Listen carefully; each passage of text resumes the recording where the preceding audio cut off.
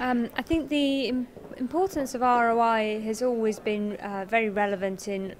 direct marketing. So when you're sending out a mailing piece, being able to know how much it costs you to send out that mailing, that catalogue, that letter, and then looking at how many sales that brings in, because it's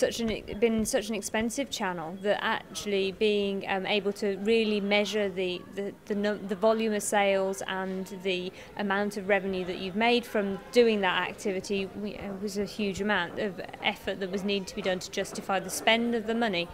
So I think it's only a natural transition that would come into online more and more. So although something like VOD is very typically at the top of the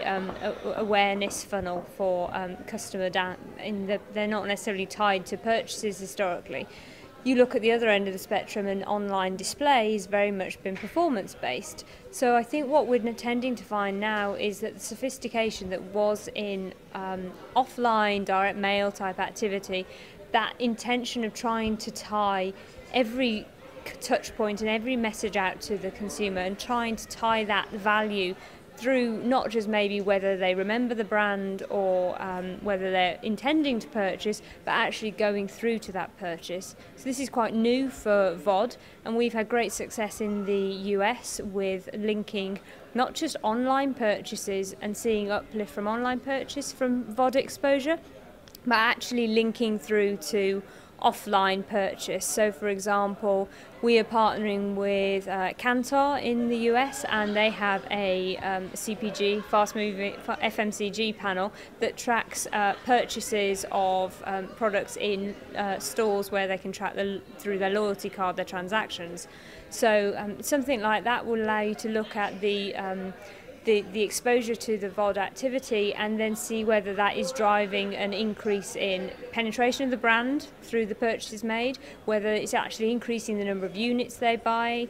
whether it's also increasing the amount of money they're spending. And we found that we had a razor example where actually it increased all of those three metrics. So we saw 57% increase in the penetration of that brand within the baskets of those users.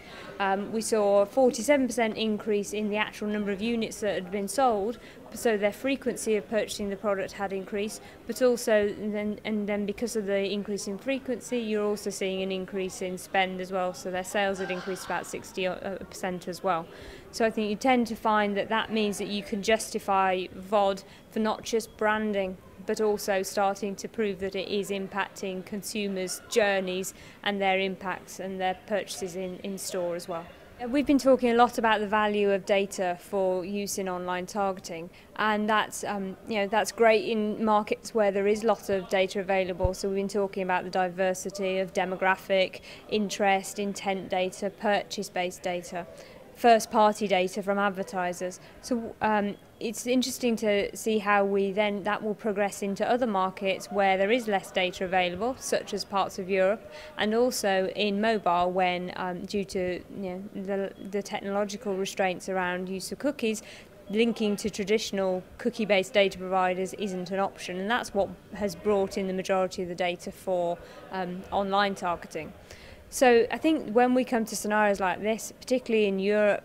it's about being more creative of what data is available and not just relying on the usual suspects, the Blue Skies, the X-Alates, etc. So I think what we are trying to do at Videology is focus on our relationships that we have already with data providers and bringing them into new markets where possible. So it's about partnering with, looking at maybe publishers that are not currently monetizing their data, but they have great assets through their relationships and the content that their consumers are enjoying. And then it would also be leveraging the context of the data. So it was mentioned by a few other people about the context and the content of the adverts. I think it's going to be important that we consider that as well as the addressable data. The context that they're targeting will say a certain description of the profile of that consumer as well. And particularly in countries where mobile and data isn't available, it's about being creative. What can be done through offline providers, maybe through linking into regional type structures where there is commonalities in, that probably will work for demographic type data, and just looking at data that may already be in existence from the advertisers themselves and how that can be brought into the digital world through onboarding partners, and also with e-commerce sites that their main aim of their site is to drive sales for a consumer, but actually they could be generating data and they could be monetizing that data because they have that relationship with the consumer. So I think as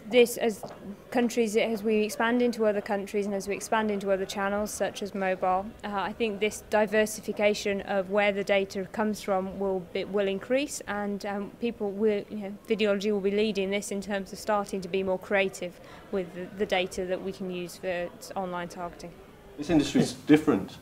The thing that I've learned in the time I've been involved with the BBC the last 5.5 years is the television advertising industry is definitely in love with advertising.